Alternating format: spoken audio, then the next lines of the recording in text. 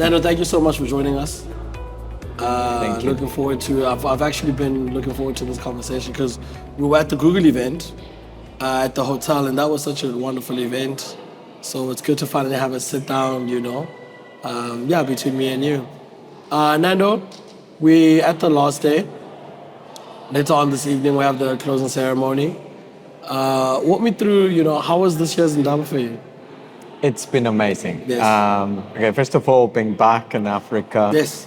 I was in Johannesburg for the first Indaba, 2017. 17, yes. And then I went to the next one. Yes. Now I took a gap, as you all know, we had this Yes. horrible pandemic. But now coming back, and especially coming to West Africa, Yes. which for me is actually a new thing. Yes. I've been spent a lot of time in Southern Africa, and I've visited North Africa. Yes. But it's wonderful to be here. The people are very friendly. The event itself has been phenomenal because for me, I can't stop comparing it to the first one. Okay. So in the first one, we were just starting. We didn't know. It's like there were such daunting challenges ahead. We didn't know how we were going to expand, if it was going to get any traction. And if I look forward now and I see how the academic world has improved, but also things I could have never predicted. There's so many amazing companies in Africa now. Yes. We just heard about InstaDeep opening a new 100%. office in Rwanda. Rwanda, yeah. I just went to a brilliant talk by the Lapa people who are doing amazing work with 100%. language in South Africa, and yes, and they're just like some of those. There's so many startups, data science Nigeria. Yes. Those people are just amazing what they Yes. do. So there's been this explosion of work, and then something else that I find is really amazing about Africa is in Europe, North America, and so on, we're still dealing with some huge sort of legacy problems, challenges in our community. For example, gender gaps. Yes. They're massive for us in the North. And Africa is just leapfrogging that. 100%. And it's just amazing when you go into a room here Yes. and you see that that's not a problem. Yes.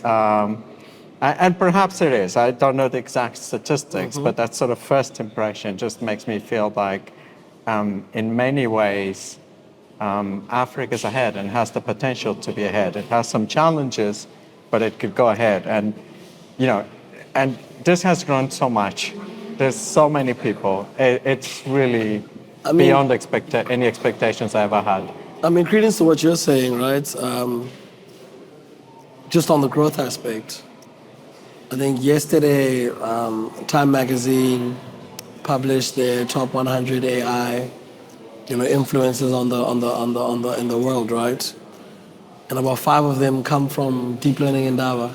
So it's just like 360 how from 2017 when you started to now having 4 or 5 researchers from the Indaba on that list. It's actually really phenomenal. So I share those sentiments, but I want to go back to your. And if I can add some words there on that, it's especially touching that some of those people who are now in the, they've gone so far as to be in Time Magazine top 100 people in AI. Some of them were students at that first Indaba. Yes. And it's just mind-blowing. And that mind-boggling, just kind of, that's one of those things you could not have ever predicted. Yes. And it's just like, I'm just so proud. Let's go back to your early days when you're a student, right? So you're doing your undergrad and your master's at Wits University. What were some of the courses or professors that really shaped your destiny, your ambition to really pursue AI, machine learning world? Yeah, I think Wits was and continues being an amazing university. It's like, for me, it's one of the best universities in the world. And there's so many good people there. Some are still there, like Professor Jandrel and so on. Some, have, I guess me showing my age, some have passed away. I remember Professor McLeod fondly. He introduced me to neural networks. Neural That's what I networks. coded backpropagation for the first Yes. time almost 30 years ago, 1994.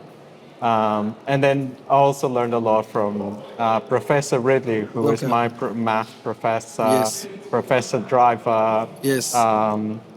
oh gosh, there's Arthur Stevens, Clark for electromagnetics, Perry. They really had an amazing faculty, and we learned so much there. And it prepared me really well for Cambridge, for Yes. Berkeley, and for all the places I Yes. went to subsequently. Yes. Would you say from I mean, I'm just trying to benchmark as far back then, 94, when you started, and you went on further to Cambridge and, the wonderful work you've done overseas. How advanced or how backward are we when we benchmark ourselves? I mean, your experience would be VITS. I mean, are we further? Are we on the same par, or is there some certain specific things that happen in the Western Hemisphere that make them more ahead, or yeah. That's a very good question. I think, first of all, I think we all feel like we're behind. If you're in Africa, you always feel like you're behind. Yes. And you feel like you're behind in many ways. Not just that you're behind in the sense of access to, say, compute, which Yes. matters a lot to AI, but also you feel behind in terms of your tech, in terms of universities. And, and you also feel like and I certainly felt that way, that imposter syndrome, Yes, that you're of not as course. good as Yes, someone as who goes other to people, Cambridge yeah. or so. And one of the nice things about Wits University is when I was doing my undergrad, and this Okay. was actually Professor McLeod invited a professor from Imperial College, I still remember his name, Lambeer, even though it was like 30 years ago. And he gave a presentation on control systems, and then I started talking to him at the end. And like something amazing happened.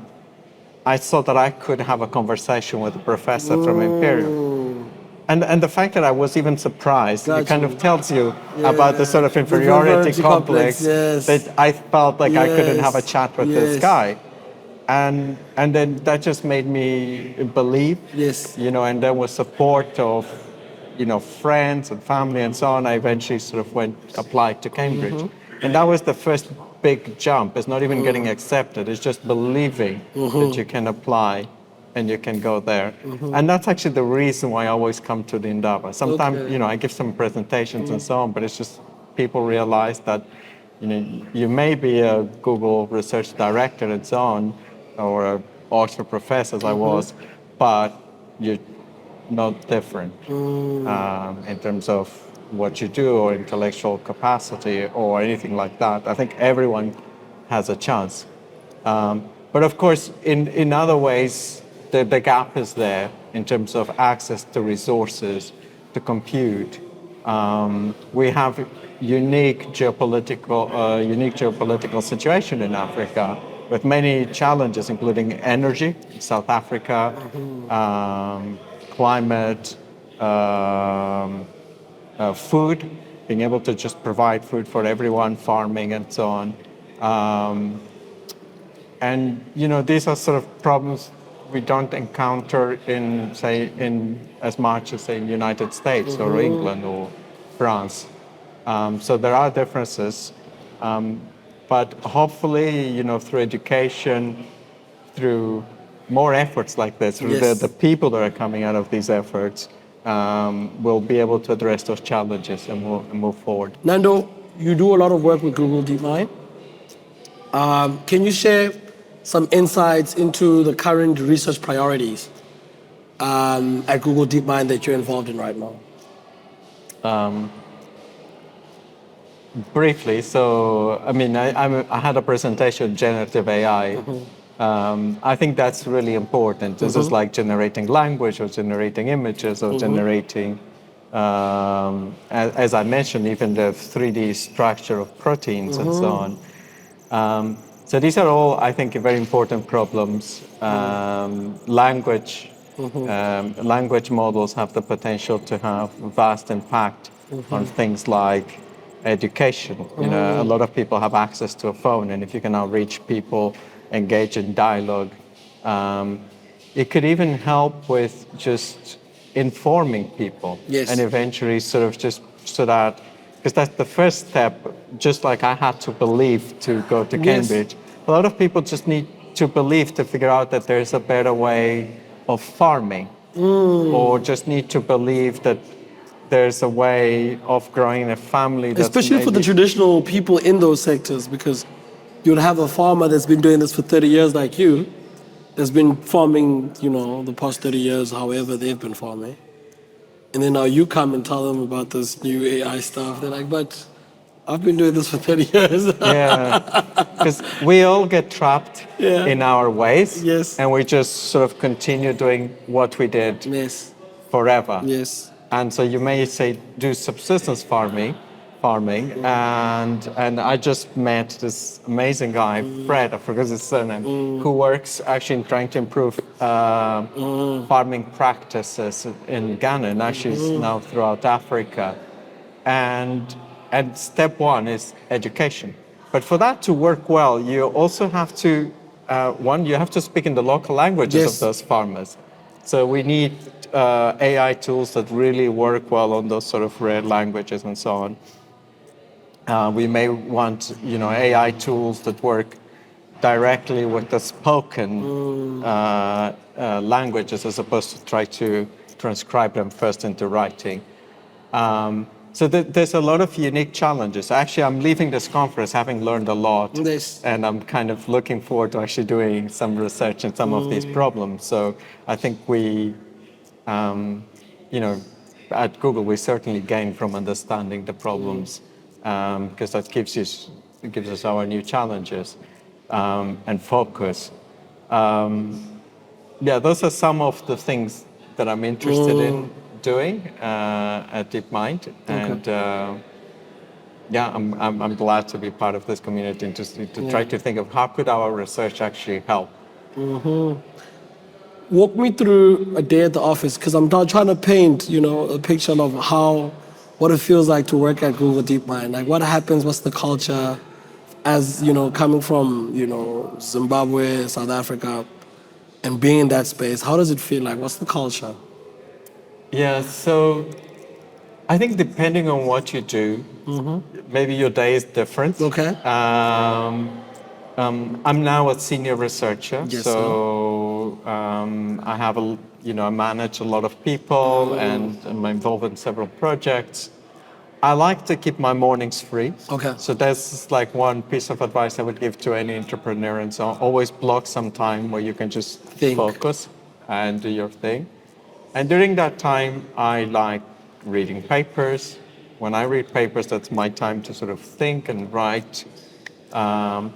It's also, the morning's also a good time where I can look at code and sort of catch up with projects and so on.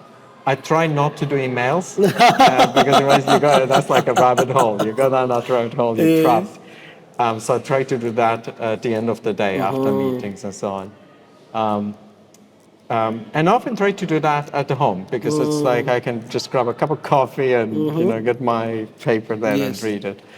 And then I go to work, maybe have a couple meetings. I actually like sitting. We now only have to go to the office 3 days a week. I like to go all the time because I'm very social, so I actually like the people. You like actually seeing people. It's You're like me. some I'm people are exactly not. like that. Like, some people just want to be by themselves. I can't work from home. Like, I can, but I need to see other people. I need in the sense of, okay, we're at the office, there's coffee, I have a chit chat, and I come back. Like, I also need that a lot. Yeah. The Google offices are very comfortable, so we do have the coffee, we have the biscuits. Too many biscuits actually for. Yes, yes. You have to watch out for your weight when you join Google.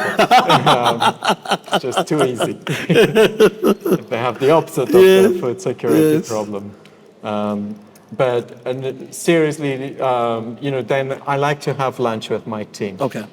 It just seems like you're just going for lunch and so on. But actually, that bonding experience, and we may just talk about random stuff, what's going on in the news, or I don't know, the latest in Eurovision. We'll talk about football, anything you want to talk about, the latest scandal, Yes. and so on. Gossip.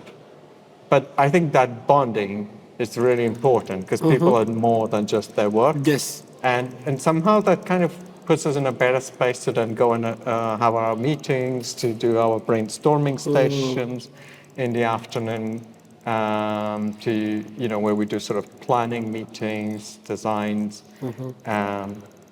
One of my favorite things is when you can go to a whiteboard and brainstorm. And just brainstorm, yes. And that's just wonderful. Yes. And that's pretty much it. So the afternoon goes. Yes. Maybe a couple trips to have more coffee. So trying to cut on that tea in the afternoon these days. Yes. And and then I think it's towards the end of the day that I look at email and so on. But of course, research engineers who are more on the software development would have a different day. They might just go straight to coding and then from my perspective, it's about trying to protect that time so that they can do their work. And but it's definitely fun. It's very collaborative. So Google is definitely not a place where you should go in expecting you're going to be working alone. Actually, the human skills are as important, if not more important, than actually your coding skills.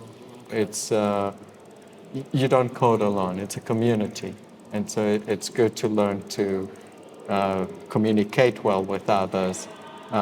Learn to put your ego aside and to think about the greater good. Yes. In your earlier days of research, you did a lot of work on Bayesian methods for neural networks. How has those methods changed over the years? Things have changed a lot. So, I mean, there were many things we investigated that proved not to be the right hypothesis or the right thing to do. And in many ways, the stuff that I do now, the things we're doing with training neural networks and so on, it's the closest to it in my career is what I was doing, actually, funny enough, in South Africa in the 90s. It's like going, especially because, at some point, one thing we did at Bytes is learn about assembly language and so on. So you needed to understand the hardware well. You needed to do low-level code. And it was mostly about neural networks and backpropagation and so on. And what we do now in the training of language models and so on is kind of similar. It's no longer like this sort of lone wolf single person doing that. Now it's a large community doing it. I studied many things, and every time I did that, I learned something new. And I'm glad I went through all those things because they all gave me different perspectives. Like the Bayesian gives me a very strong probabilistic interpretation of everything we do. And that's a good way of thinking that helps me with my research even now. And many things I tried, many hypotheses failed. And that's the nature of research. Most of the things you'll ever try as a researcher will fail. Yes. And so basically, you shouldn't be scared of failure. No, failure is one is the opportunity to learn, and the other thing is that's the nature of science. Science is not about proving that you're right. Science is always questioning. It's in a sense, it's more about proving that you're wrong than that you're right. And that, I think, especially for young scientists, is very important to know. Of course, you hope that you're gonna do a few things right, Yes, yes, and so you have to just keep trying yes. and keep believing, and and sort of go also with that instinct of thinking, okay, actually taking the time to think, and not just going with what everyone is doing, but also trying to think, okay, what are the interesting problems, and try to distill it to the simplest possible thing. Just because if you try to complicate things too much, Yes. then you're probably You lost. get lost. You really need to simplify things, and you should try to solve the simplest possible problem with the simple, the one that can be achieved, with the simplest possible approach first, always. Now, you work in multi-instance learning, won you an award, right? The Data Set Award. And I found it very fascinating. I just need to know, like, all these, whether it's Bayesian and multi-instance, what real life applications have this research you've done manifested in through, projects or applications in the real world? Yeah, so all of them have had applications. Okay. And I mean, if you could give so, us examples of the that, that would be Bayesian good. models, for example, back in the day, there was a sort of naive Bayes classifiers and so on. These were your spam filters. So initially, when we started with email, everyone had too much spam. And spam was so bad that it was going to bring down email, and also terrible for people because, there's some people who are not tech savvy using email. They can very quickly be, convinced by some criminal to sort of give them their bank account and, do all sorts of terrible things. So building spam filters was really important. Being able to make, and this is the current challenge, that challenge we continue facing, even with language models and so on. It's about making the technology safe for the users, for everyone. And so that plays a role directly there. I mean, that's a huge industry for definitely. like Gmail and so on. Definitely. Multi-instance learning is about being able to, if you have a statistics about groups, it's about trying to find, just from group statistics, try to find information about individuals. So it's like decoding to the individual level. And this happens a lot in products on the web. Okay. So you might have information at a very broad scale, maybe through reviews, say in Amazon, about a restaurant. But multi-instance learning then allows you to go Much deeper more deeper. and be able to say, even though you don't have ratings about the quality of the parking at this restaurant, through those techniques, you will be able to highlight that information. And so all of a sudden, it's sort of, you can enrich your data with metadata that allows you to, much more easily make recommendations to users. So a few companies, I won't mention their names, were Yes. using some of our results for that. It's amazing, like we take spam for granted. The fact that it filters itself out. Because you have all these messages coming in, right? Yeah, now we use new tech. Yeah, By now, I 100%. think the naive base has been Yes. superseded and Yes. so on by fancier techniques. But, the technology is always evolving. Yes. Nothing is stationary. Yes. You can't just expect that your research today is going to be forever. No, it's going to be different in a few years. It's always evolving, and the problems are evolving, and you just need to accept change. On that aspect of change, what trends and technologies that are happening in AI and machine learning that gets you excited right now? What's happening that's like, okay, I'm interested in that. That looks nice. I mean, I think it's for everyone. We've heard so many times here in this conference people talking about ChatGPT. Yes. Google's also in that world with Yes, Bard with and Bard, so on. And that is very exciting. Yeah. And it's exciting because it's a very powerful technology. Language can, language is the most powerful tool that humans have. This is how we plan how to do things. This is how we interact. This is how we communicate. And we didn't always have this. We created this. The written language is about, 10,000 years only. It's, this is not something we've always had as a species. But it's a tool that there's a philosopher, Daniel Dennett, that says once you learn to manipulate a tool, create a tool, the tool also changes you, changes your thinking. And language, we think about our thoughts in language and so on. So that's incredibly important. It will affect everything profoundly. And of course, these models are also becoming multimodal. So it's not just language, but it's images and so on. And once you have a model that's multilingual, I don't know if you've seen the movie Her.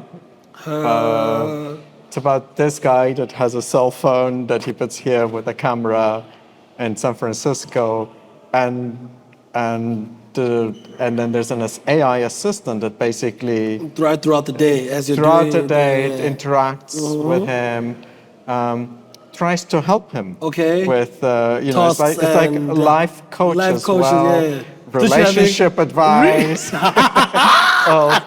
And that is fascinating because there's what I imagine, and I think this is possible within 10 years, is to have that kind of coach, for example, for education. For education. Where everyone should have access to education in their local language. Yes. And with these sort of language models that understand their context and their reality.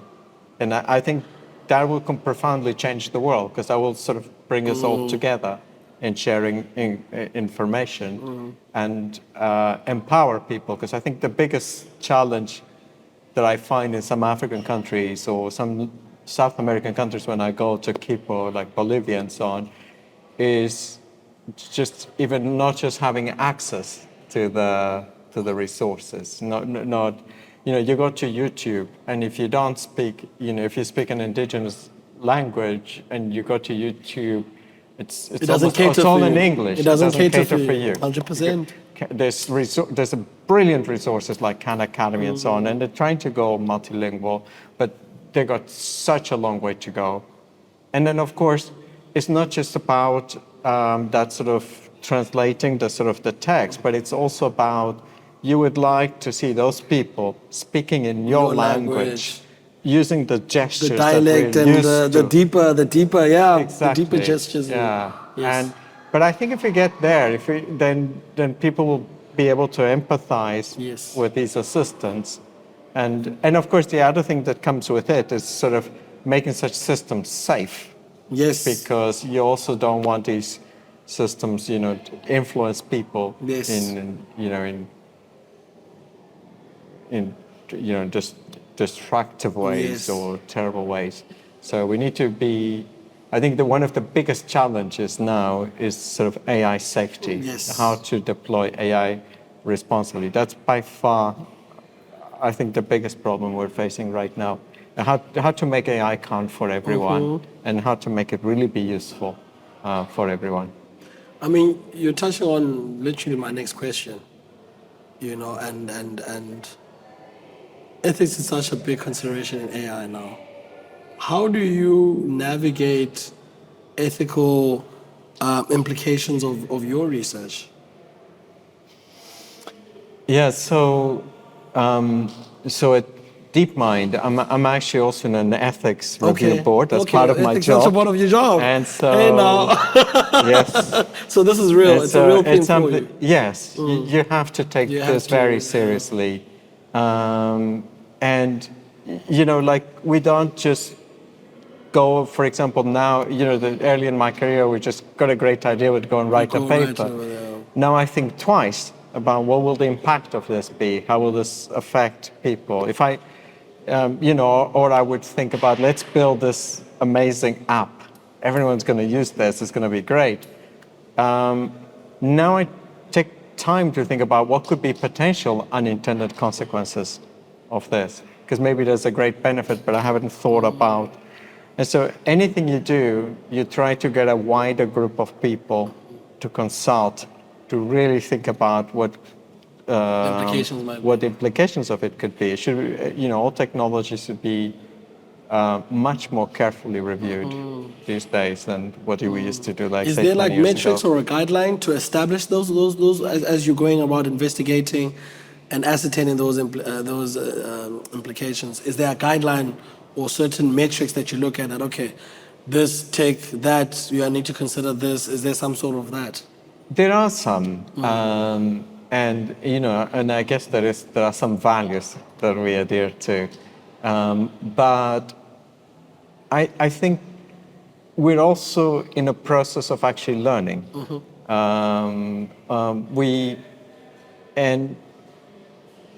You may want to do good, and the thing that does good can actually be, can have unintended negative consequences as well. And so, email's a wonderful thing. we can all agree that allows us to communicate, Yes. but it can also be terrible Very for destructive. spreading Yes, propaganda yes. or Scamming people, phishing attacks, Yeah. and or like, YouTube is wonderful. Like if I want to listen to talks, I go to YouTube, I listen to some really interesting talks, I get distracted, watch the football highlights, and then go back to, and so on. But it's also, it has that problem that you also could, if we provide media in a way that keeps people entertained, it also can become addictive. 100% fake news. Or you can go down the rabbit holes Yes. and so on, fake news and so on. These are all important challenges, and I think our community is thinking a lot more about these.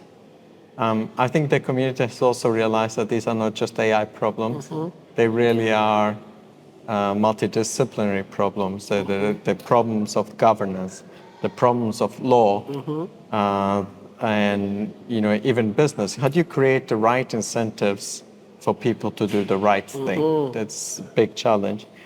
And in terms of safety with the actual AI technology, I think it's fair to say that we have some good ideas. There's some works that I love, like Stuart Russell's Compatible AI book. There's been many papers on how to address safety and so on as well. And there's a lot of great work that is talking about the questions of bias and how to make sure that there is a diverse group of people working on AI, because otherwise we will create technology that will not be universally helpful and could be in fact harmful. So there's wonderful work, but I don't think we have the answers yet. And I think scientists need to also be thinking about these problems of alignment and so on. And it's fascinating research. There's wonderful people working on this. And at OpenAI, Ilya Sutskever, there's many people at Google working on this. In academia, we saw Jeff Hinton, an old colleague of mine, is now very preoccupied about this. Folks at Miller as well. And even folks who seem to take a different view, like the Mofs of publishing and so on, Jan LeCun, they really are interested in solutions, but we just don't know the solutions yet. And so just like we try to solve the technological problems, we also have to kind of figure out how to make AI safe. The challenge is open, and we should all be working on it and thinking about it. Now, from a business perspective, I mean, I know, Google has Bard, OpenAI has ChatGPT, but you guys, so essentially are competitors. But I'm trying to find out from a research point of view, and creating that safety and creating sort of sharing insights and data. Does your research, do you work with other like OpenAI's researchers? Do you meet and talk about these things and share ideas from a research perspective, that is? Yeah. So actually, even though we can be, say, different organizations and so on, we do try to create a sort of meta organizations like partnerships and AI that sort of bring us together. And so that's helpful. But this is often not said, but I think also something that really matters is a lot of the people that are at OpenAI I mean, I'm at Google DeepMind, but folks that are, I have many friends at OpenAI. Okay. I have many friends in Apple and Amazon and so on, and you know, NVIDIA, and we chat. Of course. We have meetings like Meetups, this stuff one like when this, we get okay. together. You know, I was having breakfast with Yes. someone from Microsoft Research, and that gives us a chance to sync. And I think we're all we're in this. We all care about the technology being safe and useful, and I think many of the companies are here. So that's good. I think we have that. I guess it's kind of like friendship safety net. Now, I'm going to ask you this question, Nando. In these conversations, how, because I mean, you're one of the few Africans in the space, right? At these companies, these big corporations, technology corporations. What is the perception about Africa and sort of our research in AI? And what's the level of seriousness that they take us? And the reason why I'm asking you this, you know, was because Sam Altman was going around the world when they, you know, launched their product. You know, he went to Europe to go explain what's happening. He went to Asia, but he didn't really come to Africa. You know, and it got me thinking: is this the situation where it's not financially viable, meaning that maybe the bulk of their subscribers or revenue comes from those side of the world, or they just don't take Africa serious, like, we don't need to go there. They'll hear it through news outlets and stuff. So yeah, if you could just paint that picture, like what is the perception of Africa in those meetups when tech industry has these conversations? That's a very good question. But I don't know what everyone's perception is, but I do think that perhaps Africa is not seen as a serious player because we haven't had you know, the research, the international research publications. It's only over the last 5 years that Africans have begun attending these international conferences and publishing. And it's really expensive. There were reasons for why that didn't happen before, and why it's still very challenging now compared, you know, most of these conferences are in Europe. This year, for the first time, a international conference in AI came to Africa. That was the first time in history. And that was clear now in Rwanda.